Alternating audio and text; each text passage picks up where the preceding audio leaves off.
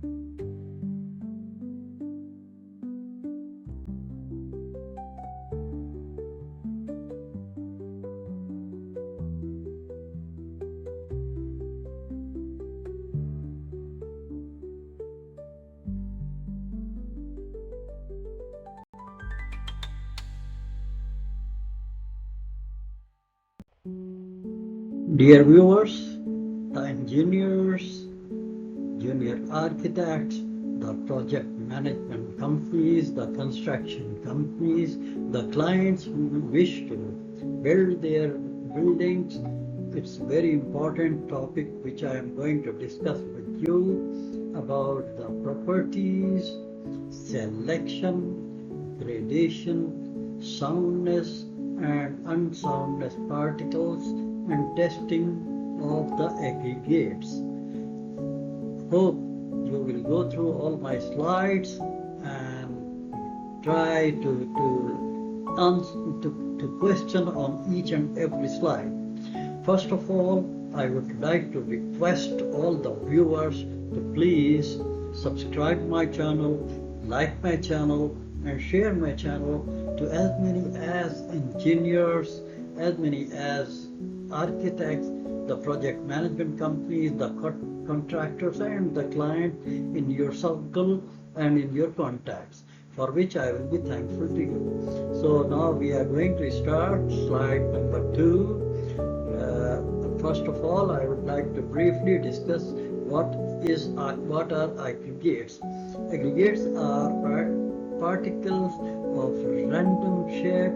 Aggregates are either in nature or as sand and gravel, stone or rock.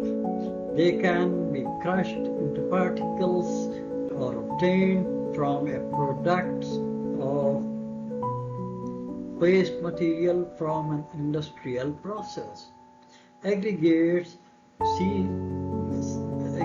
sizes vary from several centimeters to several millimeters. Aggregates generally occupy 60 to 80% of the concrete volume. Traditionally, the aggregates do not have chemical reaction with cement. They do not hydrate and do not swell or shrink. They maintain their shape during the concrete mixing and are strong to withstand the stress and imposed on the concrete. So all these qualities are there of the aggregate which I am going to discuss with you.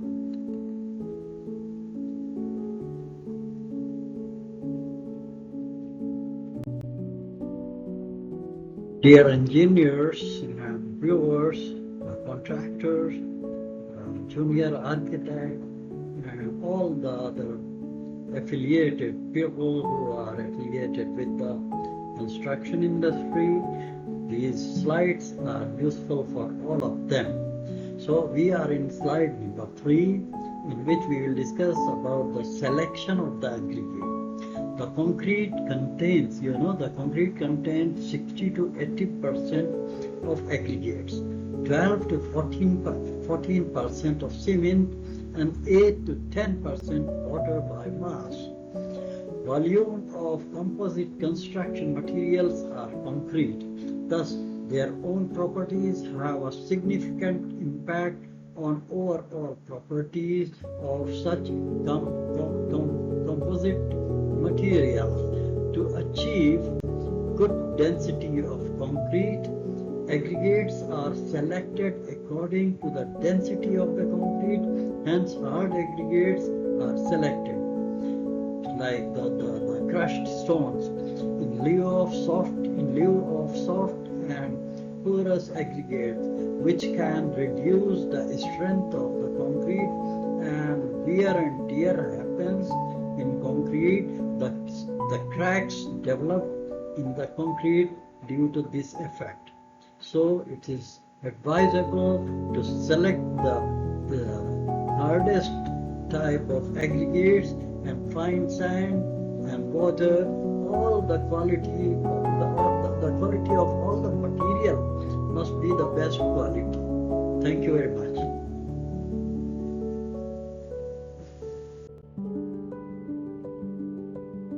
Dear engineers, while you are working on a construction project, you have to take care of all the norms to follow the specification, follow the bill of quantities, follow the drawings, and about the material to be used at construction project.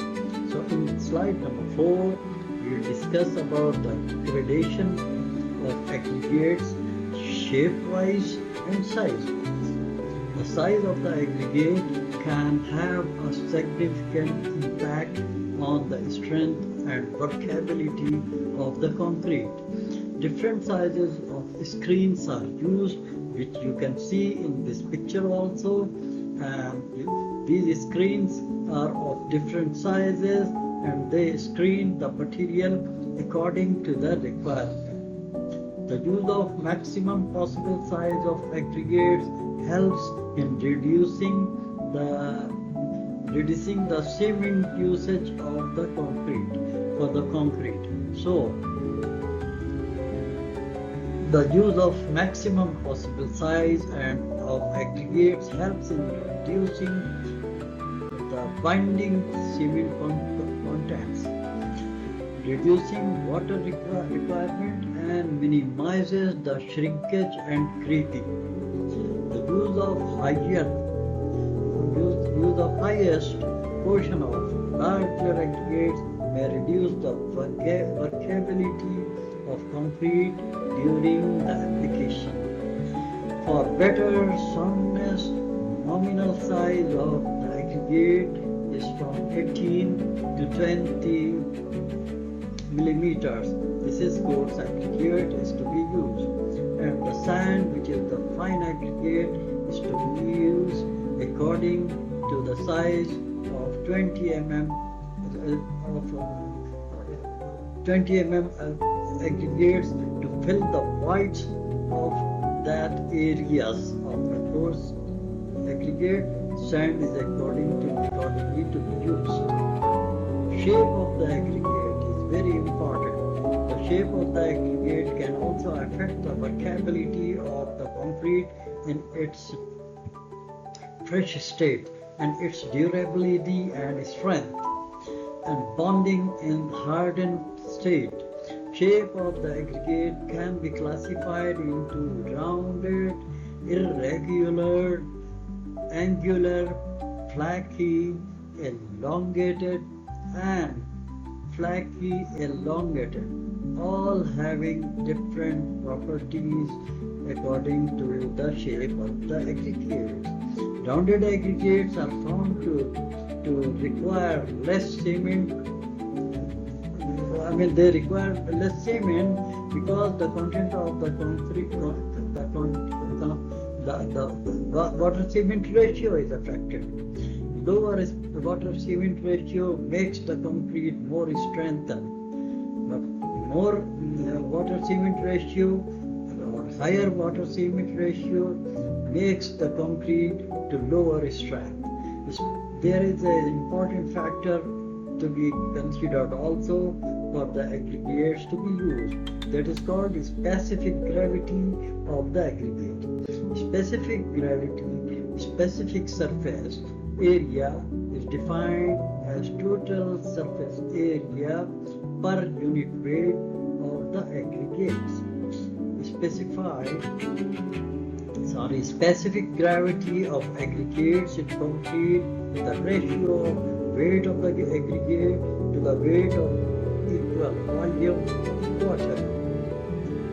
It indicates the density of the material and typical range from 2.4 to 3 higher specific gravity. Suggests denser and stronger aggregates which can enhance the strength and durability of the concrete. So you have to consider all these factors while you are working at a construction project.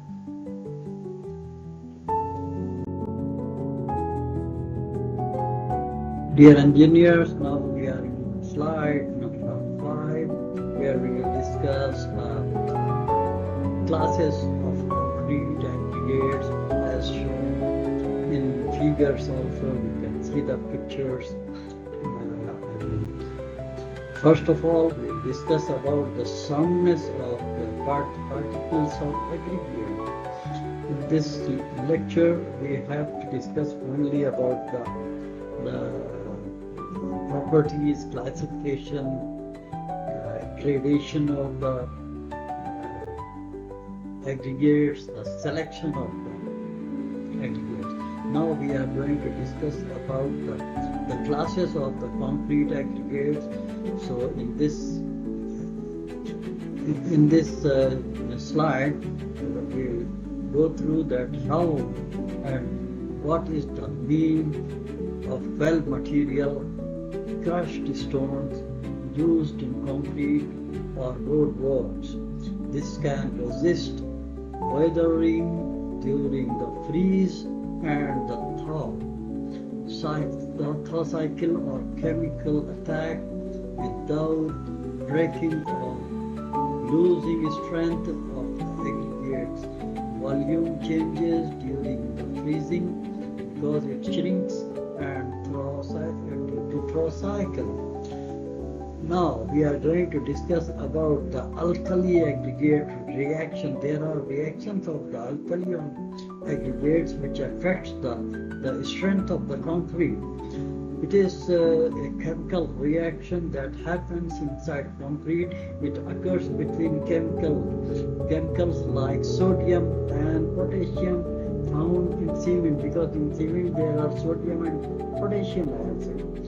Certain types of aggregates like gravel, sand and crushed stone used in the concrete, and they have all the alkaline reaction. When these alkaline reaction happens with reactive silica in all the aggregates, they form a gel. This gel absorbs water and expands, resulting in developing the cracks in concrete, swelling of the concrete, and even the structural damages over the time.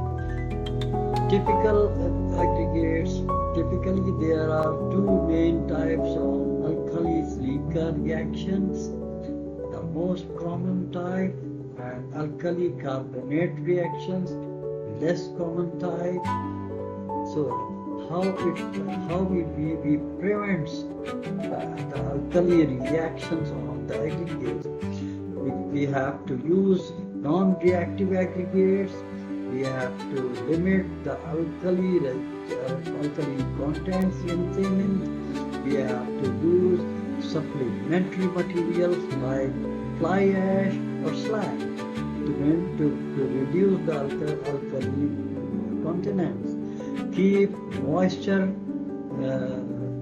away from the cement, as water is needed for the reaction. Number 2, the alkali aggregates reaction between the silica with aggregates and alkalis in the cement paste. The result is overall cracking at the surface. We find the surface cracks on the concrete surface, newly poured concrete. We can see the white patches also. The reaction can be controlled by using low alkali cement. A low water cement ratio is very impermissible and will show down the reaction but not stop it totally. It can reduce the reaction but cannot stop it. It cannot remove it. The replacement of 30% of aggregate with crushed limestone is effective in reducing the damages of the concrete. So, about the wear and tear and resistance, a good aggregate will be hard, dense, strong, and free of porous materials. The abrasion resistance and aggregates can be tested. However, this test does not match well with concrete wear and tear in the field. You can see the picture of testing of the aggregates. Concrete aggregates can be classified based on several factors, including their physical properties, durabilities, reactivities with the concrete mix. All these properties are there of the aggregate. Thank you. In slide number 6, we will discuss about the alkali carbonate reaction. This alkali carbonate reaction is a type of alkali aggregate reaction that can cause significantly and damage the concrete surfaces where you can see the cracks and wear and tear there. It especially involves the reaction of alkali hydroxides from the cement with certain carbonates or aggregates, particularly dolomitic rocks. That is the reaction produces brucite and calcite, which can lead to substantial volume expansion and cracking of the concrete surface. So, there are why it is happening, because there are impurities in carbonate aggregates. Carbonate aggregates, while primarily composed of carbonate minerals like calcites and dolomite, can contain impurities such as silica.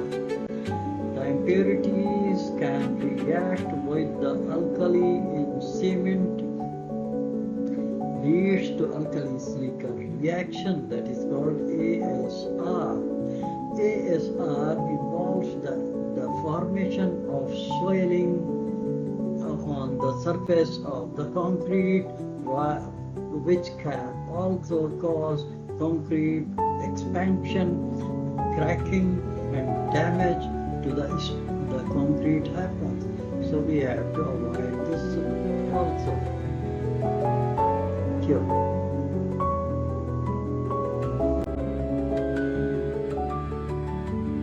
Dear viewers, in this slide number 8, slide number 7 rather, we will discuss about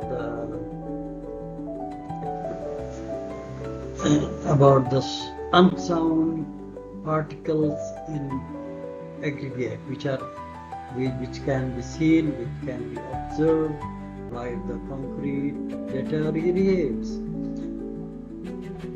Lumps of wood, coal, soft rocks, clay, and organic matters are considered to be the unsound particles which are available in aggregates, and these are not suitable for the concrete.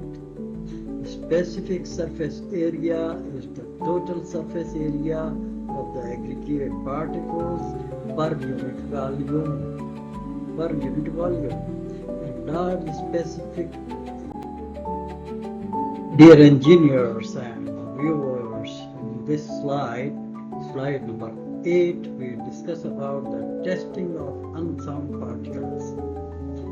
How can we test unsound particles while there is no specific test for unsound particles to be tested? Only visual inspection and specific gravity test can help identify the problematic aggregates, specific surface area of the aggregate, and all that. Definition of the specific surface area refers to the total surface area of all the aggregate particles per unit volume of aggregate. Importance of the testing of the unsound particle is that a large specific surface area leads to increase the water demand, increases the drying shrinkage time, reduces long-term durability of the strength of the concrete. All these impacts are happening while the testing is done. You can see the picture. There is a picture of showing the sulfate soundness test. Sulfate soundness test is important for the impurities and testing of the unsound particles. So all these slides I have discussed about the quality, the properties, the gradients, the selection of the aggregates. All these things we have discussed. I hope you will enjoy it, and hope I request you once again, that please do the question. Don't feel and don't hesitate to ask the question about each and every slide, so that I can answer you your questions. Thank you very, very much. Dear viewers, engineers, the project management companies, contractors, even clients who wish to build buildings. I am trying my best to speak to you and present my lectures, interactive lectures to you, to go through those slides, try to understand what I'm saying, what I'm talking to you, and at the same time I am grateful to all my viewers who subscribe to my channel, like my channel, and share my channel, to the engineers especially who are working at construction projects. And I would like to highlight that they must learn some technical and practical knowledge from my interactive lectures. I hope that you will, the engineers, you will not hesitate to ask the questions on any topic of the construction industry or at the field you are facing any problem of any sort, so I can present my lecture according to your required need and required topics. Once again, I request you to please subscribe my channel, like my channel, and share my channel to as many as engineers in your contact, so that they can get some excellent technical knowledge. The link of my YouTube channel is at the bottom of this slide. Please click on that and go through my lectures. I have already uploaded about 20-25 lectures on my YouTube channel, of which the link is there. Thank you very much. I hope that you will enjoy this lecture.